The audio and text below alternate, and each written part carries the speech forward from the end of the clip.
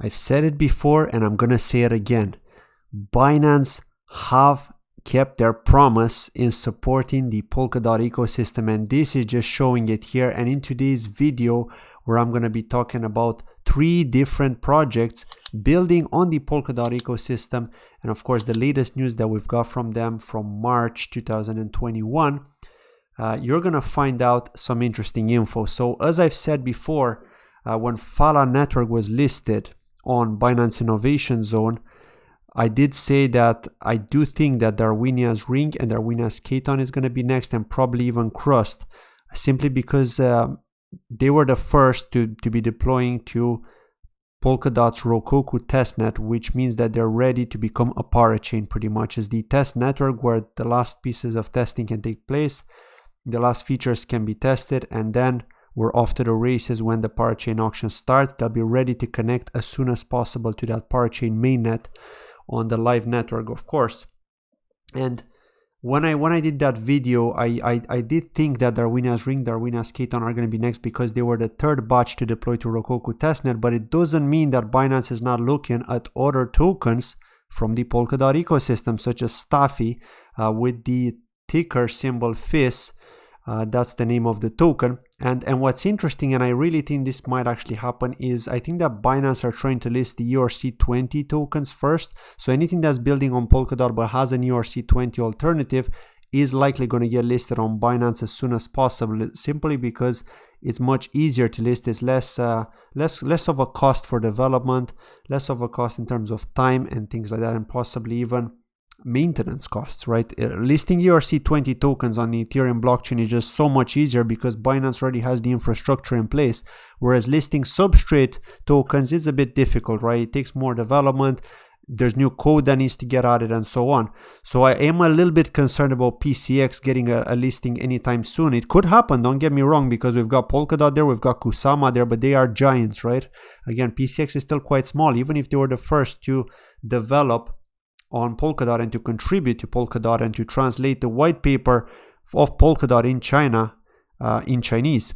So yeah, I am a bit concerned about that, but nevertheless, it doesn't mean it's not going to happen. So actually, with this announcement from the 3rd of March that FIS has been listed, it's making me more bullish on Katon and Ring for the Darwinia network, simply because they're also an ERC20 token. You can swap in and out in the substrate based token and then swap back to the ERC20 token. So again, if you want to stake Darwinia's Ring to generate more Ring or generate Katon, if you want to lock it up, and I'll do a dedicated video on that. I don't want to spend too much time on that, but nevertheless, they are an ERC20 token. So I do think that because it makes it easier for Binance to list those, we could potentially see that. Like I'm getting more bullish now with each passing day, seeing that Stafi is there and Stafi FIS, the FIS token is an ERC20. We have Fala there. So what's it to stop Darwinia's Ring and Darwinia's Katon from getting listed? And if Katon gets listed, I'll prepare for a moonshot. And I'm not joking with you here, because there's only like 50,000 and something tokens in circulation, and you know what happens with low supply.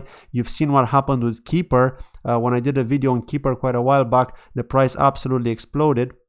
So yeah, there's no doubt about it in my mind that Katon will do absolutely amazing. If you've been watching MXC and you saw the activity for Katon, or even in Uniswap, it's absolutely crazy the way it exploded. And sorry for taking too much time, by the way, in this video to talk about those, but it's just to reiterate here with this announcement from Binance Innovation Zone, and I do think you should keep an eye out on that as well. And again, I will be in the live chat because this is a premiere, just because if you have any questions, I want to be able to answer them while I'm watching this video with you. So yeah, big news for Stafi, staking finance. I've done a dedicated video on them if you don't know what they are. So basically, just to kind of summarize it here, they basically just put everything into a diagram. So I'm going to show you here, but throughout the month so far, I mean, it is only the 6th of March, so it could be getting more news. But as you can see, there have been some partners here. They're trying to generate more liquidity. But pretty much this diagram shows you what Stafi is all about. So what are they going to do, right? Stafi can act as a plug and play staking network for all proof of stake chains.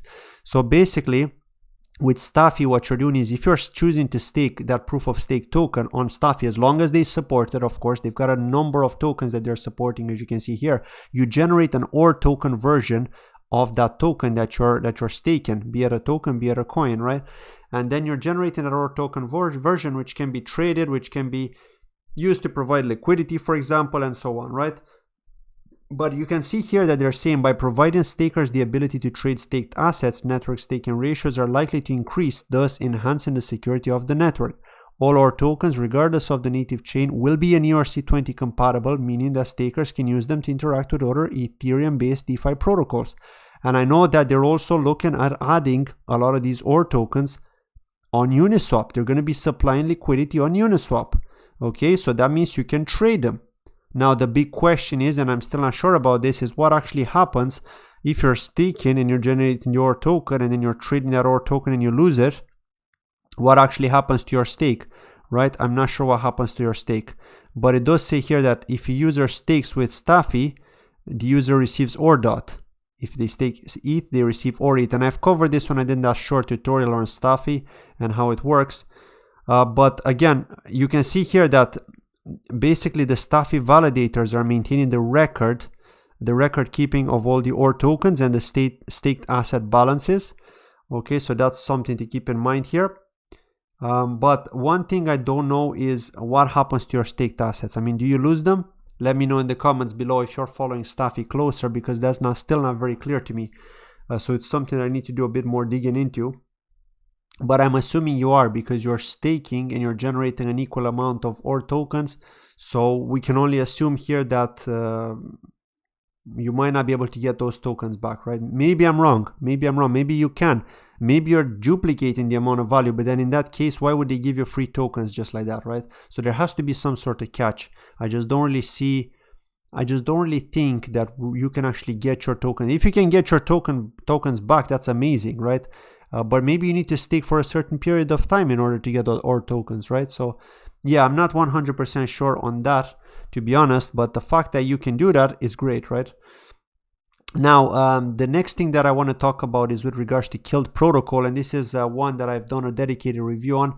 I think they're going to be like a competitor to Ontology, just because they're focusing on digital identity certifications and things like that, mostly for the Polkadot ecosystem. But really what I wanted to cover, and this isn't from March, it's from February, but I think this is actually really bullish news for Kilt Protocol here. Again, they were the first to link to Rokoku, to deploy to Rokoku testnet, to be parachain ready, together with Akala, together with Plasm, together with the Fala network as well. So yeah, Kilt is definitely one to keep your eyes on, because you know these guys have some special links to the banking industry in Germany. And again, the company is based in Germany, in Berlin. So here's this article which makes you even more bullish if you think about it, right? So they've actually had this discussion here with Hypoverance Bank. Okay, they're basically talking about crypto assets and their use cases for banks. And if you actually go to Hypoverance Bank, here you can see it's UniCredit in Deutschland, right? This in Germany. So yeah, members of UniCredit. So these guys, the bank is actually looking to integrate digital identity from Kilt Protocol. So they're looking at using blockchain technology from Kilt Protocol, the digital identity, right, on the Polkadot ecosystem. So what does that tell you about how the Polkadot ecosystem is going to grow as a whole, right? It's absolutely huge. People don't realize the potential that we've got here with Polkadot, and why I'm super hyped about this whole ecosystem, and why I will continue to be providing great content. As soon as I hear information, I'll try to post it as soon as possible with regards to any updates that we've got. And that's why I love doing these update videos, because I can only not only can I keep up to date, but also I can keep you up to date with anything that's happening. And of course, I try to keep it short, so 3 different projects per video. Now, the next one I want to talk about here is PolkaDex. And again, this is one that I really like. This is one I've got my eyes on, simply because they've got this user-friendly GUI, graphical user interface, right? Which is really cool, right? The design is awesome, and it's unlike Uniswap, right? PolkaSwap is similar to Uniswap. I've done a tutorial on that as well. Again, they're not live. If you're asking, are they live? No. Can you buy the token for PolkaSwap? Yes, you can. It's called XOR, but you cannot buy PSwap yet, which gets generated from staking, I believe. XOR, and we'll find out more info on that later. But PolkaDex is going to be a decentralized exchange pretty much on Polkadot. So you'll be able to swap assets like PCX for Kusama, for DOT, for Stafi, for anything else that you could think of which is substrate based. So that's great, right? And what are they doing? So we've got some really big news from PolkaDex here, and the first one is from the 4th of March. They'll be introducing a one-of-a-kind perpetual liquidity mining program that allows seamless liquidity provision to the AMM DEX. So what does that actually mean? Well, it's a way for them to supply liquidity, because as I was saying in previous videos and basically from the articles that I was reading, is that liquidity is critical, because if you don't have liquidity for an asset, then the price can be easily moved and it hurts investors, right? It gives them that negative vibe, because they could see that the price of their token absolutely take a plunge if there isn't enough liquidity to sustain that, right? To sustain the dips, especially from whales mostly. So that's why liquidity is very important. So liquidity mining is something that PolkaDex are focusing on. I do see huge potential in this project once they launch. Again, you cannot buy the token, just to make it clear. Their mainnet is going to be launched in either this quarter, so this month, or Q2. As you can see, they're also partnered with OKX, so they'll definitely list on OKX, no doubt about it. And they could list on other exchanges too.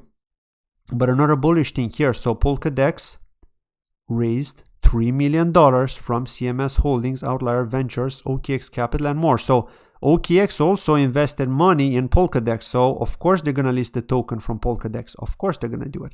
Now, the other news that we've got here is that they've held an AMA on the 5th of March. That was yesterday at 1 p.m. UTC. There's also a giveaway. I haven't checked out that AMA, by the way, so if you are interested to check it out, do follow them on Twitter, by the way. Just join this Telegram page and try to look for that AMA. There is one other thing that I wanted to talk about here, and that is with the teaser. Okay, so this was again posted yesterday. It's a teaser of the PolkaDex mobile interface. Now, I have done a tutorial, and it's not like a dedicated video or anything. I've spoken about them right at the end of the video. So when I did the video, the review of PolkaDex, I've looked at the GUI at the very end of the video. So do check that out. It should pop up on the top right hand corner of the screen, by the way, if you're watching this on YouTube. So they're doing a mobile app version, as you can see here. This is how it looks. It's going to integrate with Polkadot.js. You're going to be able to use your mnemonic key phrase or your mnemonic phrase, the 12 words, to import your account, your Polkadot.js account. It could be your standard account, or maybe you want to create a new account, but nevertheless, you can just use your account to import it, and then it's integrated. But again, this is just a testnet, so please don't take it as it is, because you cannot use it yet. Okay, so yeah, it's just something to come. Again, the mainnet is going to launch either this month or next quarter, which could be before June, before the end of June, right? So we'll have to see how things are going, but nevertheless, I'm super bullish about PolkaDex. I'm actually more bullish about PolkaDex than I am about PolkaSwap for some reason, and maybe it's due to the fact that this is more, it has a GUI and it's actually a DEX, right? You can interact with it in a friendly way, so it's absolutely awesome. You can see the charts, you can see, whereas with PolkaSwap you can't see a chart. It's like Uniswap, you're just doing the direct swap from the liquidity pools, right? Whereas with this, is not just the liquidity pools but also the order books. You've got proper order books here with buy and sell orders, and the charts too. So absolutely amazing. I really like that, and I'm really looking forward to seeing PolkaDex live. And of course, I'll be doing a dedicated tutorial on their DEX as soon as they do launch. But this is it from today's video. I'd like to thank you very much for watching. And again, if you're new, please don't forget to subscribe, like the video if you enjoyed it. And as always, leave a comment below telling me what you think. See you in my next video. Take care. Bye-bye.